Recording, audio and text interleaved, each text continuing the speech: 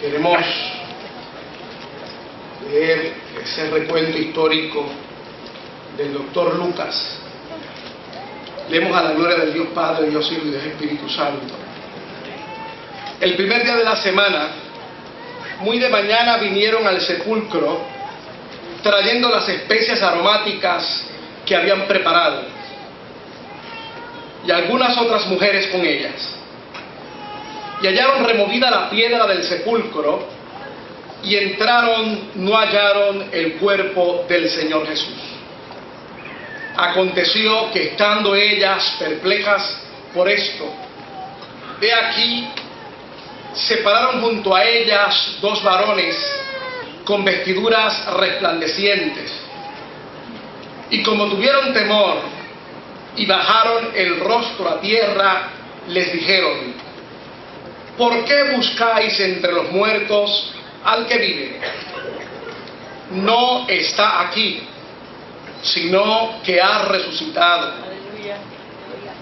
Acordaos de lo que os habló cuando aún estaban en Galilea, diciendo: es necesario que el Hijo del Hombre sea entregado en manos de hombres pecadores, y que sea crucificado y resucite al tercer día. Entonces ellas se acordaron de sus palabras, y volviendo del sepulcro dieron nuevas de todas estas cosas a los 11 y a todos los demás. Eran María Magdalena y Juana, y María madre de Jacobo, y las demás con ellas, quienes dijeron estas cosas a los apóstoles. Mas a ellos les parecía locura las palabras de ellas, y no las creían. Pero levantándose Pedro, corrió al sepulcro, y cuando miró dentro, vio los lienzos solos, y se fue a casa maravillándose de lo que había sucedido. Lucas es uno de los evangelios que reporta el suceso de la resurrección con unos intereses muy particulares y con una agenda muy particular. La resurrección de Jesús debe provocar en los oyentes, en los lectores, alegría, gozo. La resurrección de Jesús, Pablo va a afirmar a los hermanos de Corinto: si Jesús no resucitó, vana es nuestra fe. Por lo tanto, la resurrección no es meramente celebrar con alegría, con gozo, un momento dentro de la agenda de nuestras vidas, sino que para la cristiandad, desde el primer momento en que los apóstoles y los discípulos y aquellos 500 hermanos, como dice Pablo, que pudieron presenciar al Cristo resucitado, se dieron cuenta de las implicaciones y beneficios que esto traía a ellos como seguidores de Jesús, la cristiandad comenzó a celebrarlo por todo lo alto. Comenzó a entender que más que una celebración, repito, dentro de las agendas de los cristianos, evocaba lo que sería la vida cristiana, evocaba los fundamentos principales, fundamentales de la vida cristiana. Así que nos proponemos en nuestra reflexión en esta mañana poder entender la dinámica que rodeó a estas mujeres, a estos discípulos, a estos apóstoles, y luego qué beneficios directos para nosotros en la actualidad tiene la resurrección de Jesucristo. Como nosotros, como cristianos del siglo XXI, nos enfrentamos a un hecho histórico que mientras venía hacia acá escuchaba en las diferentes emisoras cristianas diferentes exposiciones de la resurrección, exposiciones donde se prueba que históricamente Jesús resucitó, exposiciones donde implica o da a entender la resurrección de Jesucristo con relación a la vida después de la muerte y qué significado debe tener para los cristianos. y todo un sinnúmero de reflexiones con relación a exponer y a celebrar la resurrección de Jesucristo, como cada uno de nosotros lo estamos haciendo en esta mañana. Yo quisiera exponer la reflexión en 3 puntos. En primer lugar, poder ver la relación histórica, tratar de hacer una armonía de los evangelios, algo que muchas veces no hacemos, porque Mateo lo cuenta de una manera, Marcos de alguna manera, y omite algunos puntos que Mateo tiene. Lo mismo sucede con Juan con relación a Lucas, o Marcos con relación a Lucas, aunque la narración es toda la misma, pero hay diferentes detalles. Y yo quisiera poder hacer una sincronía de los relatos evangélicos con relación a la resurrección de Cristo. En primer lugar, en Mateo 28 del 1 al 3, Marcos 16 del 1 al 3 y Juan 20 del versículo 1, nos presentan a las mujeres llevando las especias para ungir el cuerpo de Jesús en el sepulcro, sin saber nada de la guardia que estaba custodiando el sepulcro. En segundo lugar, vamos a encontrar en Mateo 28, del 2 al 4, el ángel con su brillo que atemorizó a los guardias. Y el ángel, como dicen algunos teólogos, que estaba no dentro del sepulcro, sino encima de la piedra. En Mateo 28, del 2 al 4. Luego prosigue María Magdalena, María madre de Santiago y Salomé, que ven la piedra movida, y María Magdalena, que informa a los apóstoles. En Marcos, en el capítulo 16, verso 4. En Lucas, en el capítulo 24, y verso 2. Y en Juan, en el capítulo 20, del 1 al 2. Luego vemos a otras 2 mujeres que entran en el sepulcro a encontrar al ángel sentado en el vestíbulo y les muestra el sepulcro vacío. Este les anuncia que la resurrección ha ocurrido y que les avisen a los discípulos y a Pedro que deben de ir a ver a Jesús en Galilea. Mateo 28 del 5 al 7, Marcos 16 del 5 al 7. Y luego un segundo grupo de mujeres entra en el sepulcro. Juana y sus compañeras posiblemente habían acordado encontrarse allí con las otras mujeres y encuentran en el sepulcro vacío y son avisadas por 2 ángeles que Jesús ha resucitado como lo había dicho. Es parte del pasaje que acabamos de leer.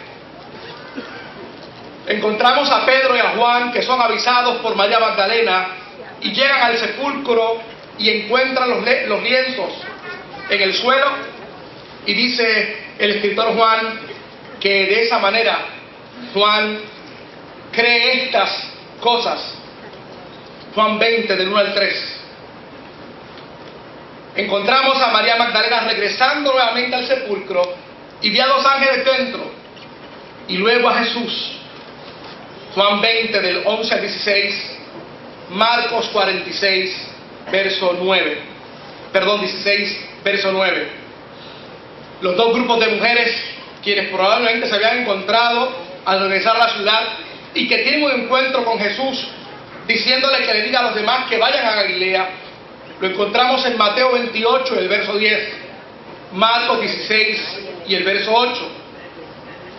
Luego las mujeres relatan lo que ha acontecido a los apóstoles, pero ellos no creen.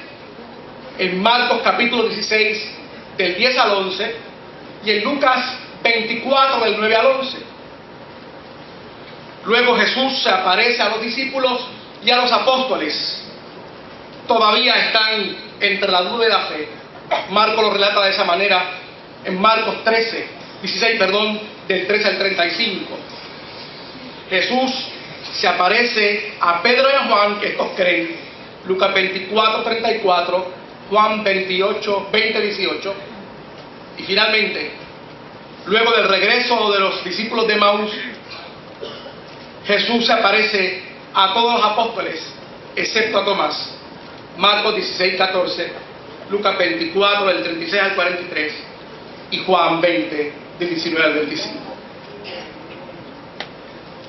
Es fundamental que los cristianos y las cristianas se relacionen con estos acontecimientos a los discípulos, a los apóstoles, y que podamos ver cómo una dinámica muy particular, de la cual yo resumí 3 puntos, deben también aparecer en nuestras vidas una vez nosotros celebramos la resurrección de Jesús.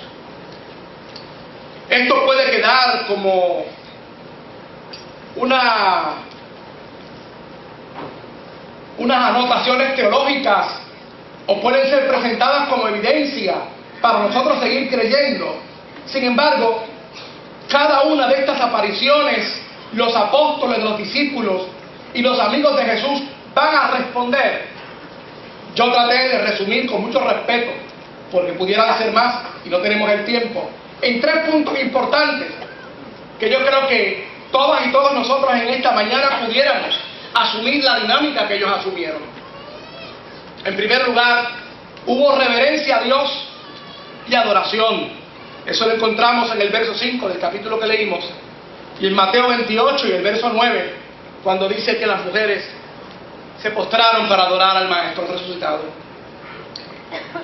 Para nosotros poder tener y celebrar una resurrección efectiva, para luego ahorita que veamos las implicaciones sean una realidad, tiene que haber un corazón dispuesto para adorar y para reverenciar al Dios Todopoderoso. Hay algunas implicaciones teológicas que muchas veces nosotros las vivimos y no las entendemos.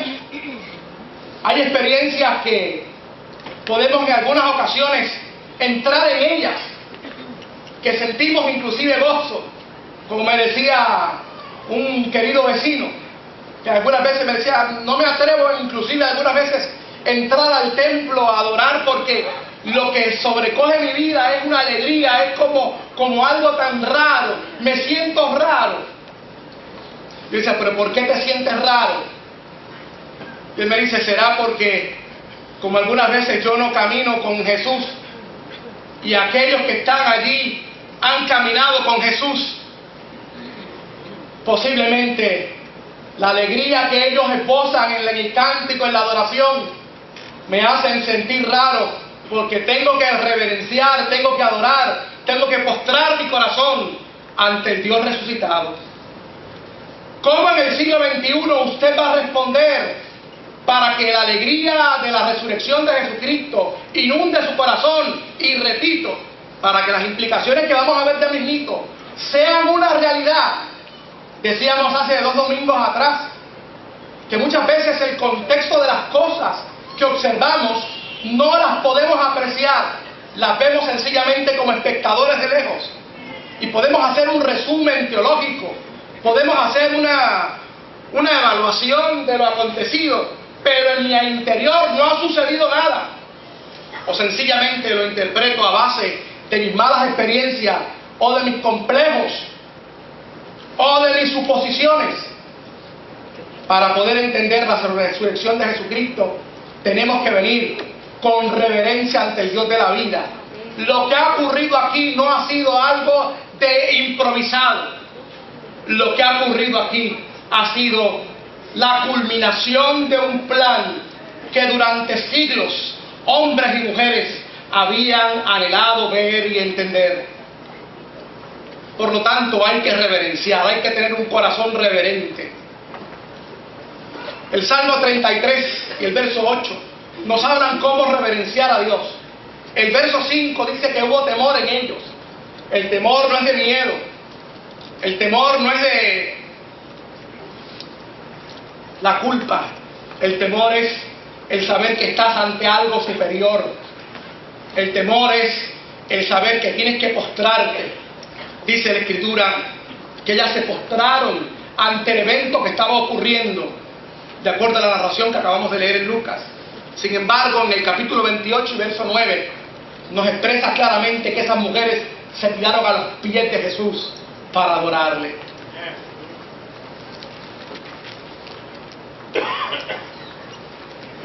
Tema toda la tierra Por favor. El verso otra vez, el Salmo 33. Es tan amable. Me lo pone en pantalla. Gracias. Tema toda la tierra al Señor, honrenlo todos los pueblos de la tierra. Y Habacuc 2:20, por favor.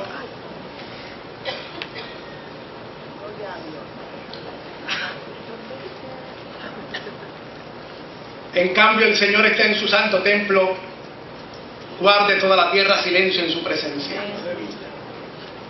Eso lo dice de otra manera en la versión Reina Valera 60. Calle toda la congregación, delante de él toda la tierra, porque él está en su santo templo. Esa es la reverencia que nosotros hemos perdido ante lo que Dios hace con nuestras vidas. Y una de las implicaciones posiblemente negativas que la cristiandad ha adquirido es que el temor reverente y la reverencia ante lo grandioso de Dios sencillamente ha desaparecido. Lo hemos sustituido por el asombro farandulero. Lo hemos sustituido por el asombro del show, del espectáculo. Lo hemos sustituido porque sencillamente si hay un milagro, entonces yo creo. Pero el temor reverente ante saber que tú eres creación de Dios y que el Dios Todopoderoso está revelándote a ti su grandeza, revelándote a ti su plan eterno. Eso es ocasión para postrarnos y adorar al resucitado.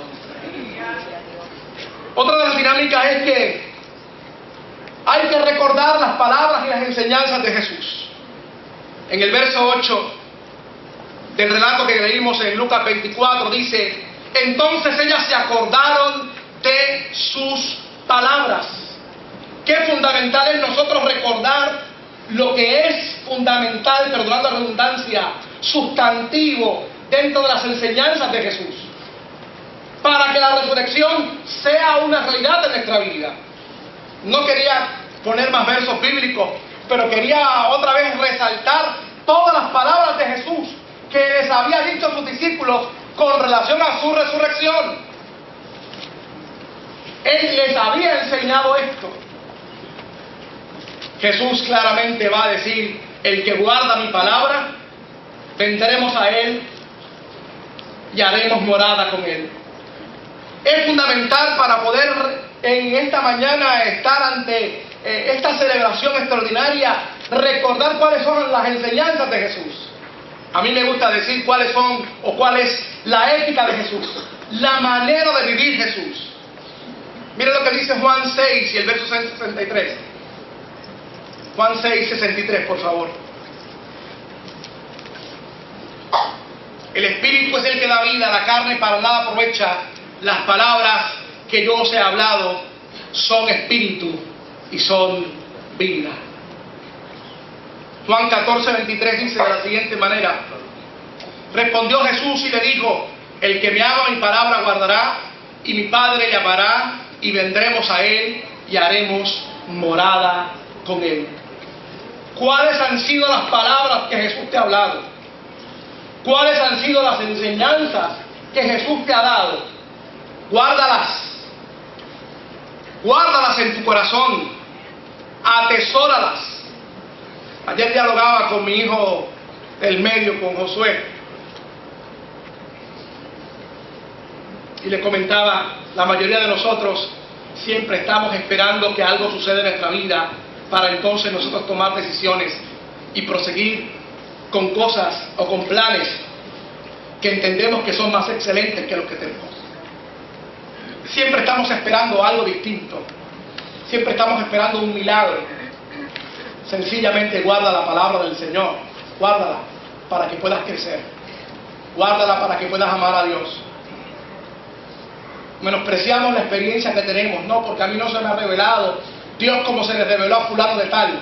Es que yo no puedo hablar como habla fulano de tal. Es que yo no tengo la experiencia religiosa. Es que mi background o mis antecedentes familiares no son los mejores. Yo tuve problemas en mi infancia. Y que guarda mi palabra El que me ama, mi Padre le amará, y vendremos a Él y haremos morada con Él. Apocalipsis 13, el verso 8, dice de la siguiente manera: yo conozco tus obras. He aquí, he puesto delante de ti una puerta abierta, la cual nadie puede cerrar, porque aunque tienes poca fuerza, has guardado mi palabra y no has negado mi nombre. Qué dinámica más extraordinaria para poder entender a Jesús resucitado. Guarda su palabra para que le puedas ver caminando contigo. Guarda su palabra para que no te pase lo que le pasó a los caminantes de Maús, que solamente en un incidente en particular pudieron reconocer a Jesús, que fue cuando partió el pan y compartió con ellos. Pero mientras tanto no habían podido reconocer a Jesús. No tenemos que tener incidentes particulares para poder ver que Jesús camina con nosotros. Si guardas su palabra, y aunque tú entiendas que tienes poca fuerza, verás al resucitado caminando a tu lado. ¡Aleluya! Esta última expresión que utilizamos en este momento en el Apocalipsis es una revelación del Espíritu a la iglesia perseguida. Es un consuelo, es un aliento, porque la iglesia perseguida creía que el Cristo resucitado era solamente para algunos apóstoles que ya quedaban o habían muerto, algunos discípulos, pero ahora se les da una clave, una fórmula. Él camina entre ustedes. Él está contigo, aunque tengas pocas fuerzas. Él se revelará como el Cristo resucitado que camina con todos los creyentes. Amén.